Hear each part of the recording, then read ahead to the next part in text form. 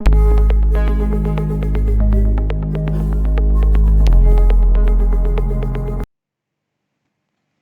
friends, my name is Jinisha Singh and you are watching Jinisha Classes.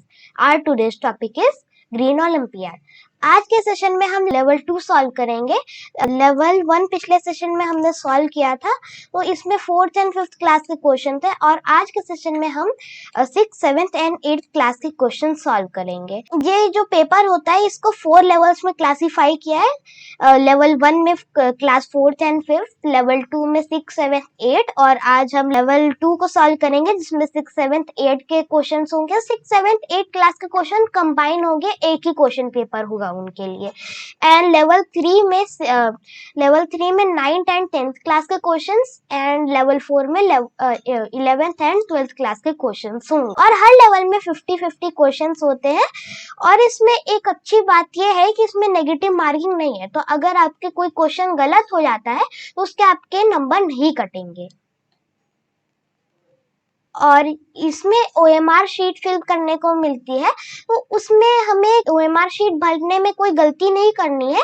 इसमें हमें पूरा circle fill करना होता है। इसमें ऐसे नहीं करना कि आधा सर्कल भर देना है या तो उसमें क्रॉस या राइट का मार्क लगा देना, इसमें पूरा सर्कल फिल करना है। और ये एक ऑफलाइन एग्जामिनेशन है, तो ऑब्वियस सी बात है कि जितने भी टाइप के जो ऑफलाइन एग्जाम होते हैं जैसे लैपटॉप, टैबलेट, मोबाइल फोन, इस टाइप के जो गैजेट्स होते हैं वहाँ पे स्ट्रिक्टली प्रोहिबिटेड होते हैं, ले जाना मना होता है। तो चलिए आज के मेन टॉपिक पर आते हैं। Question number 51. Habitat means a dwelling place, a home that provides food, water, air, shelter and other needs to inhabitants. The plant and animals that live on land are said to live in terrestrial habitats. Which among the following is not example of terrestrial habitat? ये जो 4 options दिए हुए हैं इनमें से बताना है कि कौन सा टेरेस्ट्रियल हैबिटेट नहीं है। तो चलिए हैबिटेट का मतलब समझते हैं। हैबिटेट का मतलब किसी भी ऑर्गेनिज्म का जो नेचुरल लिविंग प्लेस होता है उसको कहते हैं हैबिटेट।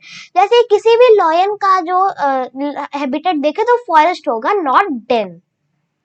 तो टेरेस्ट्रियल मतलब जो लैंड पर होता है, लैंड की चीजों को कहते हैं टेरेस्ट्रियल। तो इसमें बताना है कि इन 4 ऑप्शन में से कौन सा टेरेस्ट्रियल हैबिटेट नहीं है। Option number 1 grassland. ग्रासलैंड जो घास के मैदान होते हैं वो तो ऑब्वियस सी बात है ग्राउंड पर होते हैं और इसमें नॉट पूछा है, तो ये ऑप्शन इलिमिनेट हो गया। Option number B coral reef. Coral reef एक मरीन ऑर्गेनिज्म है जो कि फिशेस को हैबिटेट देता है। तो ये जो आप ये इमेज देख रहे हैं ये होता है कोरल रीफ। तो कई सारे लोग कंफ्यूज हो जाते हैं ये प्लांट है कि एनिमल है। ये कई सारे लोग इसे प्लांट लगा देते हैं, पर इसमें कंफ्यूज नहीं होना है, ये होता है एनिमल। इसका तो क्वेश्चन नंबर 51 का क्या करेक्ट आंसर है? Option number B coral reef. Question number 52. A lion lives in open plain to thick bush and dry thorn forest and is a strong animal that can hunt herbivores. What is the scientific name of lion? Lion का scientific name क्या है? Option number है हिप्पोटिग्रिस। हिप्पोटिग्रिस zebra का नाम है, तो hippo horse से related होता है, तो उसके ऊपर स्ट्रिप्स है तो इसे टिग्रिस बोलते हैं। तो हिप्पोटिग्रिस है ज़ेब्रा। और पैंथेरा लियो ये है लॉयन का साइंटिफिक नेम, तो इसका करेक्ट ऑप्शन हो जाएगा ऑप्शन नंबर बी। 52 का option number B panthera leo. और भी जो ऑप्शन है उनका भी देख ले। तो यहाँ पे जो ये है ऑप्शन नंबर सी है पैंथेरा टाइग्रिस। तो ये टाइगर का ये साइंटिफिक नेम है। और फेलिस ये है फेलिस कैटस। यहाँ पे फेलिस कैटस, तो फेलिस कैटस किसका साइंटिफिक नेम है? कैट का। चलिए क्वेश्चन नंबर 53 को देखते हैं। Biosphere is known as. Biosphere को सबसे पहले समझते हैं। बायोस्फीयर क्या होता है? जहाँ पे लैंड, वाटर एंड एयर तीनों का कॉम्बिनेशन होता है। तो वाटर को हम हाइड्रोस्फीयर कहते हैं, लैंड को हम लिथोस्फीयर कहते हैं and air is called as atmosphere. तो इन तीनों के कॉम्बिनेशन से बनता है बायोस्फीयर। तो बायोस्फीयर एक ऐसी जगह होती है जहाँ पे कोई भी ऑर्गेनिज्म रह सकता है। वहाँ पे सभी नेसेसरी जो चीजें होती हैं वो बायोस्फीयर में होती है किसी भी ऑर्गेनिज्म की। जैसे कि अगर इसमें से कोई भी एक कंपोनेंट मिस हो गया तो कोई भी ऑर्गेनिज्म वहां पे रह नहीं सकता है। जैसे कि वहां पे लैंड एंड एयर हो केवल, तो वाटर वहां पे ना हो तो जो वहां पे लिविंग बींग्स है उनको भी तो पानी चाहिए, वो सभी लिविंग बींग्स के लिए एसेंशियल होता है। और जैसे कि अगर किसी जगह एयर एंड वाटर ही हो, केवल लैंड ना हो, तो कोई भी लिविंग बींग रह नहीं पाएगा वहां पे। और किसी जगह केवल लैंड एंड वाटर हो तो एयर भी चाहिए एनिमल्स को ब्रीथ करने के लिए। तो सभी कंपोनेंट्स जरूरी हैं। तो इस बायोस्फीयर में बताना है कि कौन सा इसमें ऑप्शंस इसको जस्टिफाई कर रहा है। Food supporting zone on earth, life supporting zone on earth, resource supporting zone on earth, energy supporting zone on earth. तो इसका करेक्ट ऑप्शन है option number B, life supporting zone on earth. क्योंकि biosphere एक वो जगह होती है जहाँ पे कोई भी लाइफ रह सके। चलिए क्वेश्चन नंबर 54 को देखते हैं। Waste segregation can be defined as the process of identifying, classifying, dividing and sorting garbage and waste products in an effort to reduce, reuse and recycle materials. What is the color of dustbin designed to collect organic waste? तो waste को segregate करना काफी important हो जाता है। तो waste segregation का मतलब वेस्ट को अलग अलग करना। तो इसके लिए अलग अलग कलर्स के डस्टबिन बनाए जाते हैं और इसे इस वजह से किया जाता है जिससे जो वेस्ट का डिस्पोजल है वो इजी हो सके। तो 4 कलर के डस्टबिन होते हैं। First is green, second is yellow, third is red and fourth is blue. तो चलिए इन डिफरेंट टाइप्स के जो ये डस्टबिन है इनका वर्क जान लेते हैं कि आखिर इनका काम क्या होता है, इनकी जरूरत क्या पड़ी अलग अलग कलर में रखने की। तो ग्रीन कलर में जितना भी बायोडिग्रेडेबल वेस्ट होता है, जो ऑर्गेनिक वेस्ट होता है, जो कि वेट होता है, तो वो सारे ग्रीन डस्टबिन में जाते हैं। तो जैसे वेजिटेबल पील है, फूड पील है, पेपर है, ये सारे ग्रीन डस्टबिन में जाएंगे। अब है yellow dustbin. Yellow dustbin non biodegradable चीजों के लिए होता है, जैसे उसमें स्पेशली ग्लास के प्रोडक्ट्स जाते हैं। और रेड और मैरून। तो रेड और मैरून किस लिए होता है? इसलिए होता है बायोमेडिकल वेस्ट के लिए, जैसे कि surgical knifes, cotton dressing, syringe, ये सारे इसमें जाते हैं। तो ये रेड डस्टबिन आपको ज्यादातर हॉस्पिटल में मिल जाएगा। ब्लू कलर डस्टबिन होता है नॉन बायोडिग्रेडेबल वेस्ट के लिए, जैसे कि plastic rappers, plastic made products, metals, ये सारे जाते हैं ब्लू डस्टबिन में। इसमें बताना है कि ऑर्गेनिक वेस्ट कौन से वाले डस्टबिन में जाता है, येलो में, मरून में, ब्लू में या ग्रीन में। तो इसका करेक्ट ऑप्शन है option number D, green. Now let's move on question number 55। Grey water is wastewater that originates from household plumbing activities. Which of the following does not fall under grey water? Grey water आखिर क्या होता है? Grey water होता है उसमें जितने भी house hold में से जो वेस्ट वाटर निकलता है, हमारे डेली एक्टिविटी जो हम करते हैं, तो उसमें जो वेस्ट वाटर निकलता है तो उसी को कहते हैं ग्रे वेस्ट वाटर। तो इन ऑप्शंस में से बताना कि कौन सा ग्रे वेस्ट वाटर नहीं है।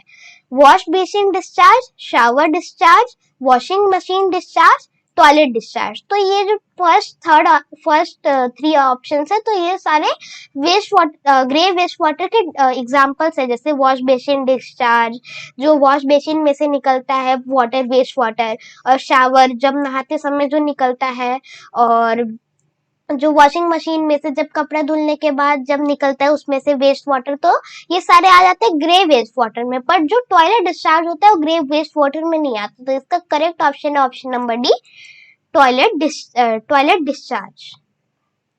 Now let's move on question number 56। When concentration of rain has pH value less than 5.5, it is said to be acid rain. Which pollutants are known to cause acid rain?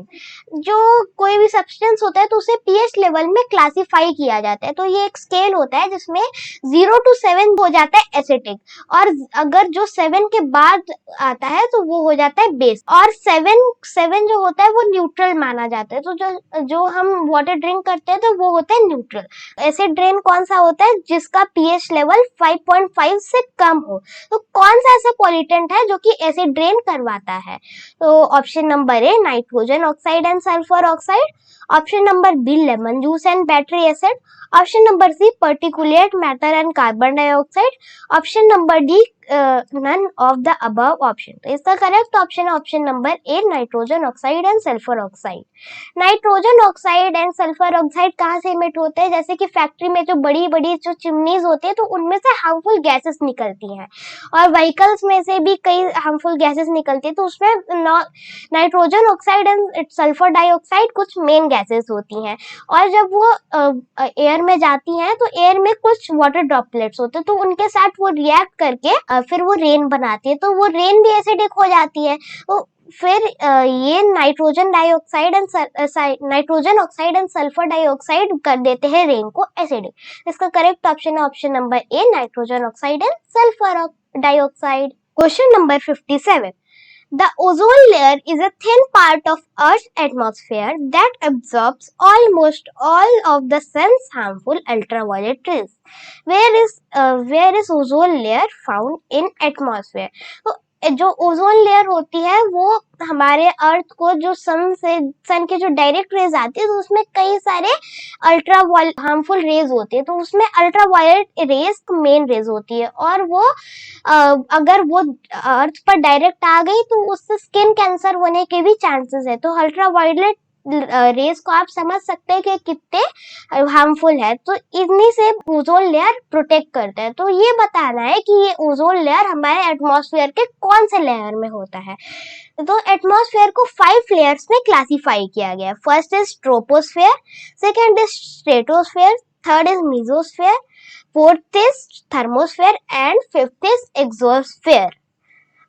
Troposphere 1 to 8 kilometre तक ये troposphere होता है, 12 to 50 kilometre तक stratosphere होता है, 50 to 80 kilometre तक mesosphere होता है, and 80 to 700 kilometre thermosphere and 700 2,000 kilometre तक एक्सोस्फेयर होता है. तो ट्रोपोस्फेयर में जितने भी क्लाउड्स होते हैं जो कि रेन करवाते हैं और हॉट एयर बलून सारे ट्रोपोस्फेयर में ही उड़ते हैं. और स्ट्रेटोस्फेयर में जो स्ट्रेटोस्फेयर के एकदम लोअर लेयर में सारे जेट्स और एरोप्लेन्स उड़ते हैं, और स्ट्रेटोस्फेयर में ही होता है ओजोन लेयर. और मीजोस्फेयर की बात करें तो सबसे कोल्डेस्ट एटमॉस्फेयर की लेयर होती है, फिर उसके ऊपर थर्मोस्फेयर, फिर एक्सोस्फेयर में जितने स्पेस स्टेशन होते हैं वो एक्सोस्फेयर में होते हैं. तो इसका करेक्ट ऑप्शन है option number B, stratosphere. Question number 58 को चलिए डिस्कस करते हैं. Diesel powered vehicles, vessels, locomotive and equipment account for over 60% of all nitrogen oxides and more than 70% of all fine particulate matter. Identify the 2 ways in which people can reduce air pollution. जितने भी diesel powered vehicles हैं तो उनमें से total 60% जो nitrogen के oxide से वो निकलते हैं और 70% पर्टिकुलेट मैटर निकलते हैं. तो ये हमारे लिए काफी हार्मफुल हो सकते हैं. तो इनको कम करने के लिए हम कौन से वेज अपना सकते हैं? Option number A, drive vehicles that get low mileage, gas mileage. Option number और बर्न ट्रैश एट होम. तो जब हम घर पे ट्रैश बर्न करेंगे, चाहे कहीं भी ट्रैश बर्न करेंगे, तो उससे तो एयर पोल्यूशन होगा. तो एयर पोल्यूशन तो इससे रिड्यूस हो नहीं रहा है, तो ये ऑप्शन नंबर ए इलिमिनेट हो गया. Option number B, burn less fossil fuel, work and ride bicycle. तो ये डीजल व्हीकल से होने वाले जो एयर पोल्यूशन है उनको रिड्यूस करने में ये हमारी हेल्प कर सकते हैं, क्योंकि जब हम लेस फॉसिल फ्यूल बर्न करेंगे, फॉसिल फ्यूल में डीजल एंड पेट्रोल आते हैं, और जब हम इन्हें कम बर्न करेंगे तो तब नाइट्रोजन के ऑक्साइड्स एंड पर्टिकुलेट मैटर ये कम निकलेंगे और इससे एयर पोल्यूशन रिड्यूस होगा. और जब कोई भी शॉर्ट डिस्टेंस है जैसे घर से पार्क या मार्केट, तो उसके लिए हम व्हीकल्स को ना यूज करते हुए हमें पैदल या बाइसिकल से जाना चाहिए. तो ये भी एयर पोल्यूशन को रिड्यूस करने में काफी अच्छा तरीका है. तो इसका करेक्ट ऑप्शन है option number B, burn less fossil fuel and ride bicycle. Question number 59. Air pollution consists of chemical or particles in the air that can harm the health of human, animals and plant. Which one of the following is cause for air pollution. तो air pollution में कुछ chemical substance and particles होते हैं जो कि human health को काफी harm कर सकते हैं, और ये केवल ह्यूमन के लिए ही नहीं, प्लांट एंड एनिमल के लिए भी हार्मफुल है। तो इसमें से कौन से फैक्टर्स हैं जो कि एयर पोल्यूशन में कंट्रीब्यूट कर रहे हैं? Option number A, transport emission. Option number B, burning of fossil fuel.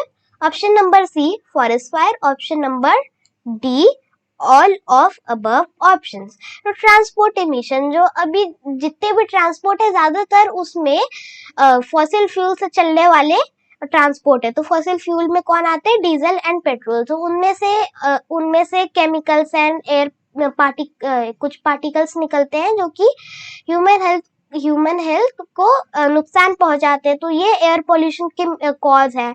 और बर्निंग ऑफ फॉसिल फ्यूल, तो फॉसिल फ्यूल जितने भी बर्न करते हैं तो उनमें से भी पोल्यूटेंट्स निकलते हैं। तो ये भी है एयर पोल्यूशन का कॉज। एंड फॉरेस्ट फायर एक नेचुरल डिजास्टर है कि फॉरेस्ट फायर काफी लंबे समय तक चलते हैं, और इसमें से जब ये फॉरेस्ट में जो ट्रीज जलते हैं तो इसमें से भी हार्मफुल गैसेस निकलती है। तो इसका करेक्ट ऑप्शन है option number D, all of the above options. Question number 60, Which of the following is not hazardous waste? तो hazardous waste का क्या मतलब होता है? hazardous waste ऐसा वेस्ट होता है जिसे अच्छे से अगर ट्रीट ना किया जाए तो इवन हार्मफुल भी हो सकता है।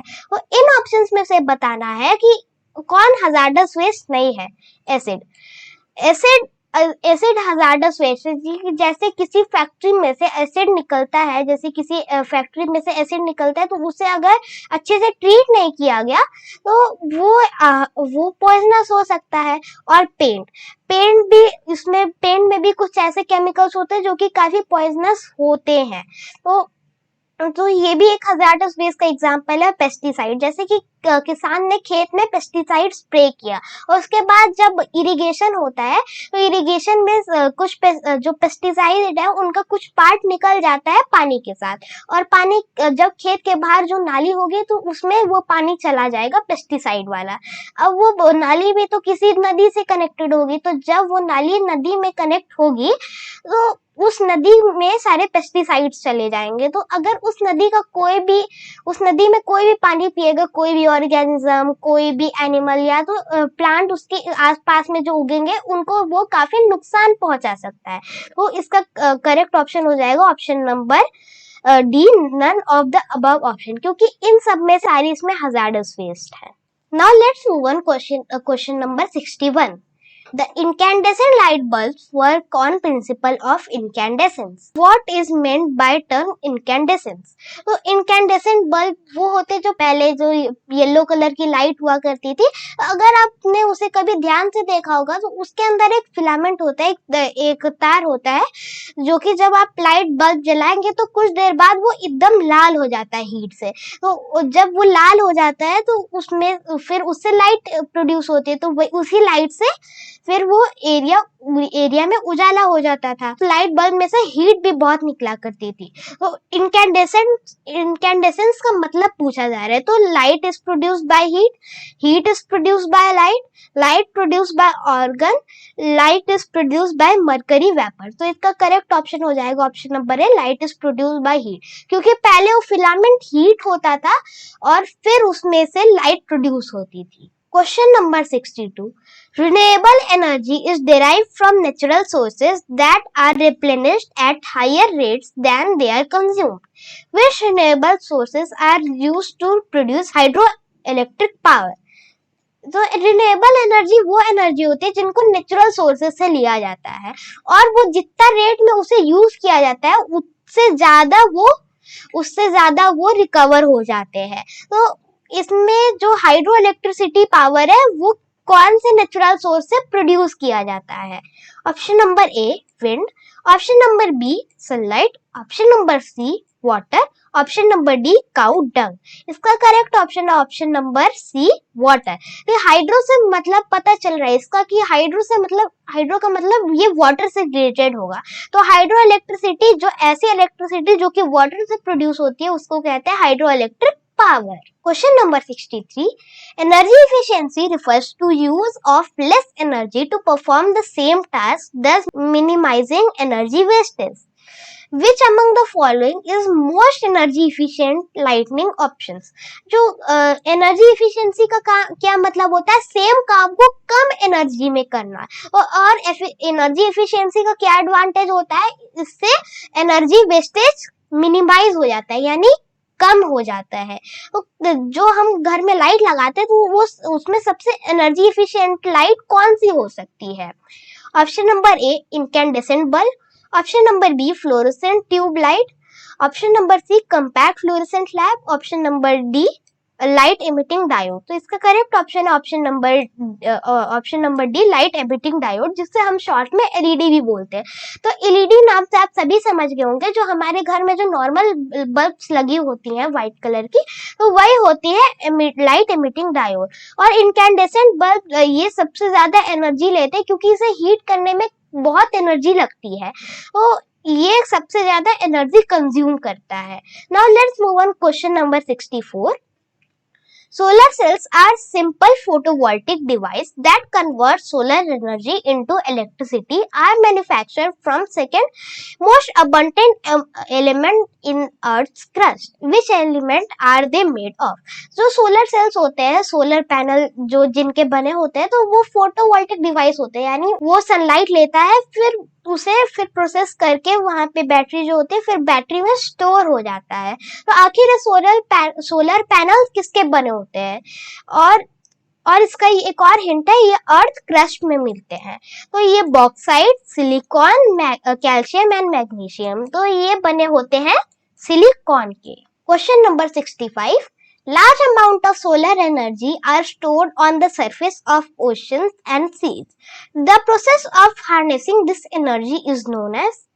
Option number A OTEC, Ocean Thermal Energy Conversion, OTC Energy Thermal Conversion, OSTEC Ocean and Sea Thermal Energy Conservation, OTEC ocean technology of energy conservation. तो इस क्वेश्चन में हमसे क्या पूछा जा रहा है? जो ओशन के जो सरफेस पे जो सोलर एनर्जी स्टोर रहती है, तो उसको हम एनर्जी प्रोड्यूस करने में यूज कर सकते हैं, तो उस प्रोसेस को क्या कहते हैं? इसका करेक्ट ऑप्शन है ऑप्शन नंबर ए OTEC energy, ocean thermal energy conversion. और ये इसके जो प्लांट्स है ये कई जगह है। तो इंडिया में लक्षद्वीप का जो कावरती आइलैंड है, जो कि लक्षद्वीप की कैपिटल है, वहां पर ये OTEC का प्लांट है।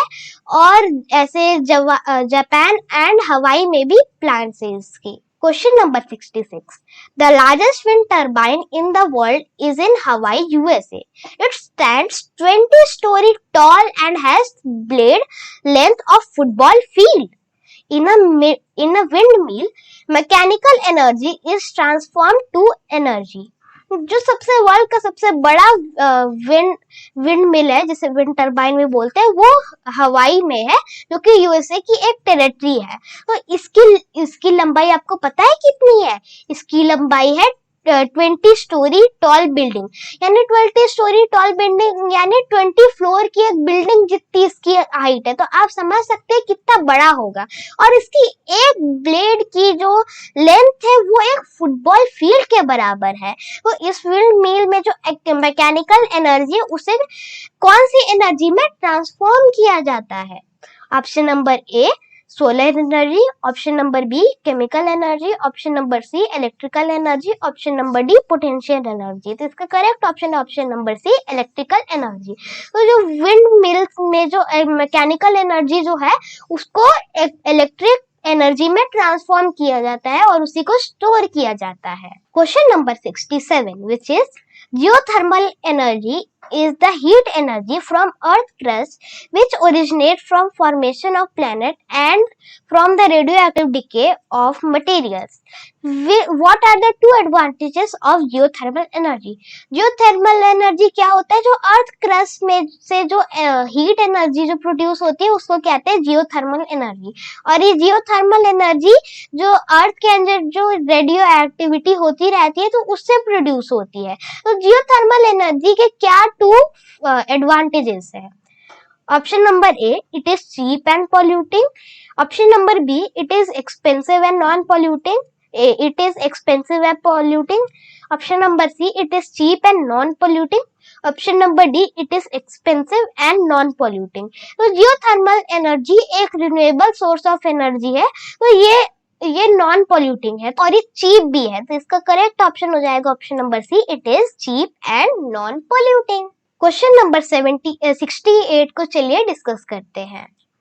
Hydro electricity, geothermal, wind and solar energy are which type of energy sources? तो हाइड्रो इलेक्ट्रिसिटी यानी वाटर से जो प्रोड्यूस होने वाली एनर्जी है, जियोथर्मल एनर्जी यानी जो अर्थ के क्रस्ट से जो एनर्जी प्रोड्यूस होती है, विंड एनर्जी यानी जो विंड से जब टरबाइन घूमता है तो उससे जो एनर्जी प्रोड्यूस होती है, और सोलर एनर्जी जो सोलर पैनल से जब एब्जॉर्ब करते हैं तो उससे जो एनर्जी प्रोड्यूस होती है।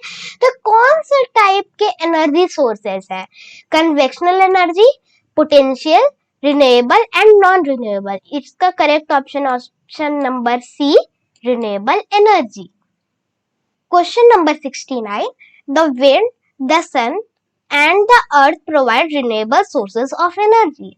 These energy sources naturally renew or replenish themselves.